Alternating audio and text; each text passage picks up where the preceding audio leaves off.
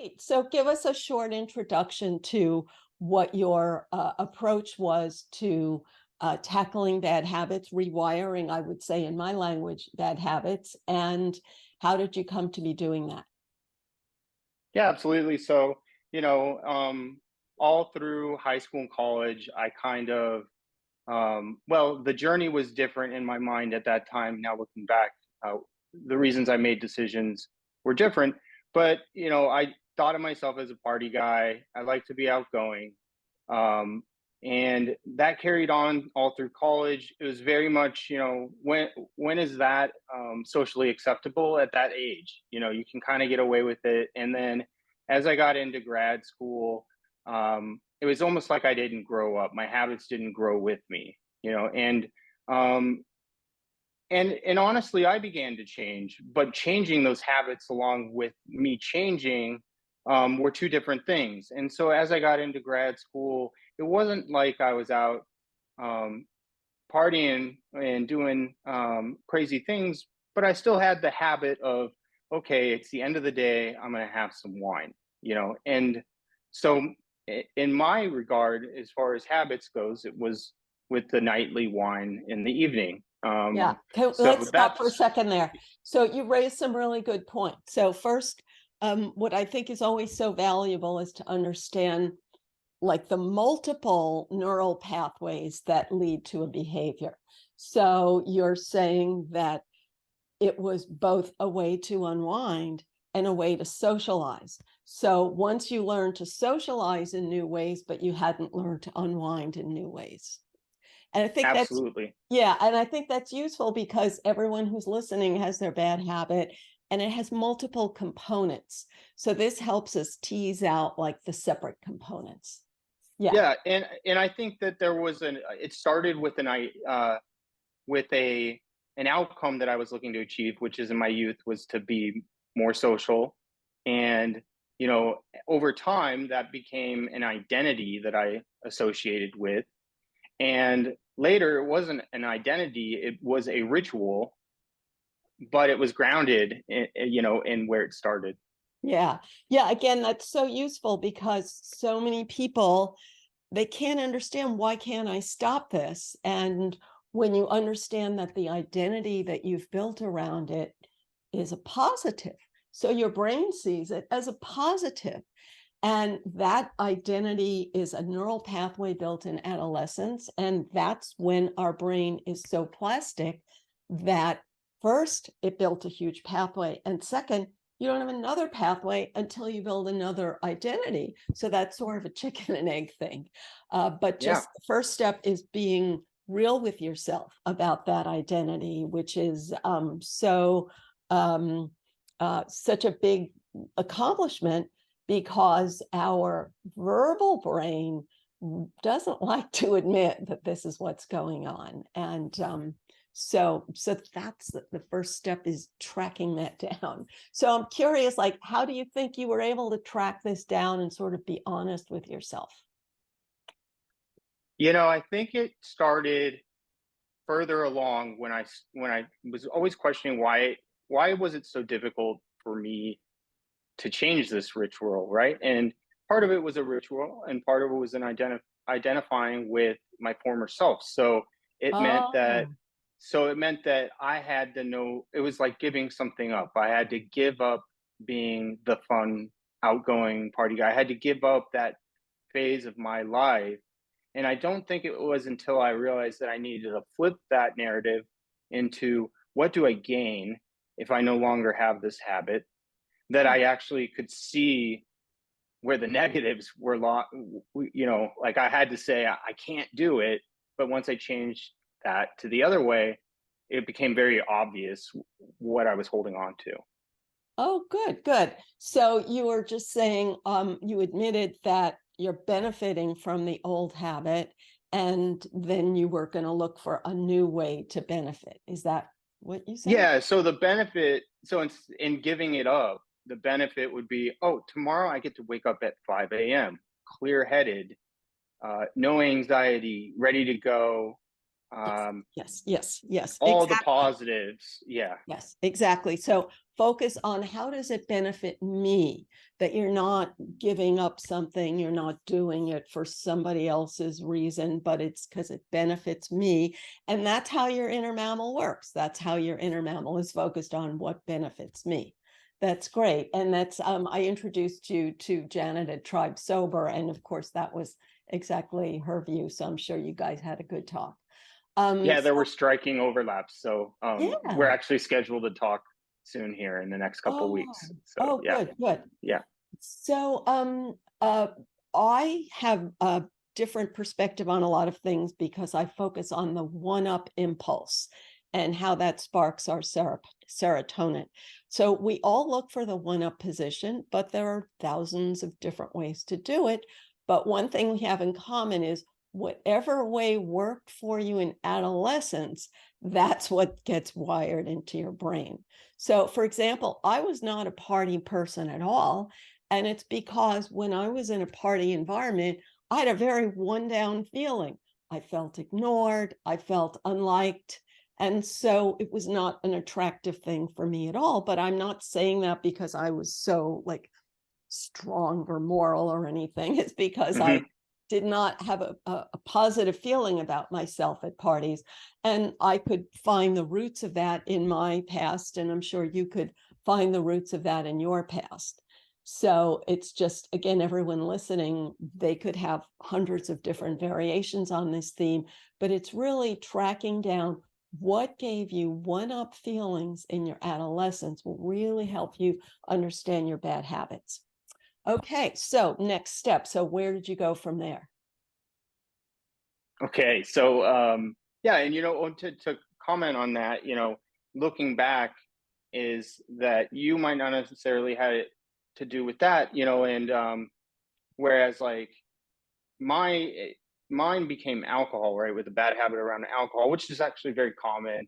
But so is like sugar, so is risky behavior, so is like all these different things, which is made what made me want to approach alcohol in the same way as changing those types of habits versus the few of the options out there, which is admitting that you're an alcoholic, which I didn't identify with, and admitting powerlessness, which I also didn't identify with.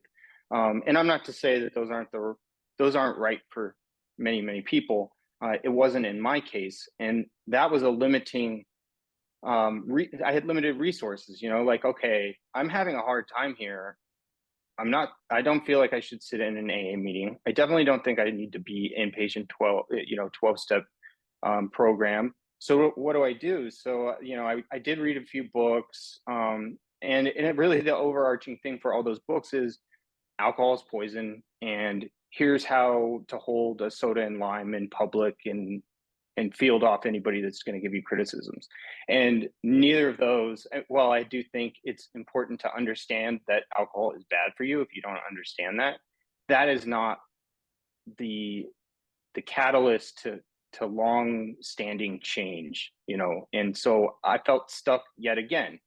um Yeah, yeah. So the methods of tools for changing, they have to appeal to you. They have to feel true for you in order to invest, like giving up something that's such a big part of you. So I want to mention that because Janet of Tribe Sober said this to me a lot. If I were at a party without a drink or just with a club soda, I no one in my whole life has ever asked me, why aren't you drinking? So I don't know why all these people are so convinced that other people will say, why are you not drinking? But I think it's because there's a self-selected bubble. No matter what you do in life, if you love this habit, you gravitate toward other people who love it, and then they notice whether you're participating or not. But in addition, if I were at a party and someone did comment on my not drinking, I wouldn't care less what they thought, you know? What? Uh, so I think really people see that as an excuse to drink, like, oh, I have to drink because otherwise these people will think X, Y, and Z. And so occasionally I have been with an alcoholic who pressures me to drink. And I feel like, well, I'm not going to drink just because they want me to. And I'm not going to feel put down because if they look down on me, but if they think I'm putting them down for not drinking, that's in their head. And really, in a way, you're helping the other person by going with your own choice rather than joining in their social pressure to participate in this bad habit. But you can lose the friend. It is true. So I will totally admit that. Yeah, I totally agree. And well, fortunately, I think that that narrative is changing, and you probably agree with me on this, in that people aren't questioning why other people don't drink the same way that they did even 5 years ago. In that they're even wondering, what are they doing that I can maybe do the same? Versus 5 years ago, they'd be like, "Oh, well, that person must have a real problem potentially," or at least Mhm. that's the fear a lot of people thought. But But I also, have, when you say people, you over the past 5 years may have changed which people you're sifting for. that's true. But I still like can go out to the same places and not behave the same way I did. But I think that there's a societal movement towards recognizing that the benefits of alcohol really aren't as hyped up as they, have been held for the center of a party. And people are saying, I want to live longer, I want to live better. I feel like crap in the morning after I drink too much. And I mean, 1 out of 3 people that drink excessively and drink like at even a binge level on multiple occasions. But 9 out of 10 of those people um, are not classified as alcoholics. So like I think people are starting to say, hey, like it is problematic. I'm not alcoholic, and I think people are like getting on the bandwagon for that sober, curious movement. But also, I mean, part of it is your age. So as you age, your body has less energy, and then you start realizing, like, how much of my energy do I want to invest in being the popular party guy? I'm not going to live forever. Is it worth the benefit and the reward? Oh yeah, definitely. I mean, priorities shift. Like for me, it was the birth of my daughter, and thinking, I want to be at my best at all hours, whether it be in the middle of the night, or heading to the hospital if needed or whatever. Yes, exactly. I'm just saying this because it's so common these days to say that society is changing or society is not changing or whatever society is saying, but it really benefits us more to look at what's inside us. And of course, yeah, like being with a child is a huge motivator. Oh, I 100% agree with you on that. Like we're eye to eye. Like I don't think like society will drive the narrative one way or the other. It like really starts at the individual and will always end that way. But like I'm just saying, like more what I've noticed is like when I say I don't drink, I've noticed a lot of people are interested in the book that I wrote because they know that they fall within that category of drinker that is not alcoholic, has consequences, has problems going sustained long periods. I mean, look at all the people that do sober October that don't make it. Like it's hard. Um, and but yeah, like I'm seeing more and more people like wanting to cut back. You know what I mean? Yeah, But that's not like what's causing more and more people to not drink. I think it's just not as hush hush for some people in their minds or something like that. yeah. So you use the word ritual. Could you tell us a little bit about that? The ritual for me was, being an entrepreneur. Uh, the only way I could it's time to turn it off, is by corking that bottle. So it did change a little bit from being the party guy to being like, um, and do not just to say I was a party guy for woohoo. I had my own like youth issues of like wanting to be accepted, and like, that drinking that alcohol sure made that a lot easier in my, internally. But for me, the ritual became the way that I it's quitting time since I'm an entrepreneur and I had no boss to tell me that. Uh, it's to it's to open that bottle of wine, right? Yeah. And Yeah. yeah, so Yeah. that That's a became great. the ritual. Yeah.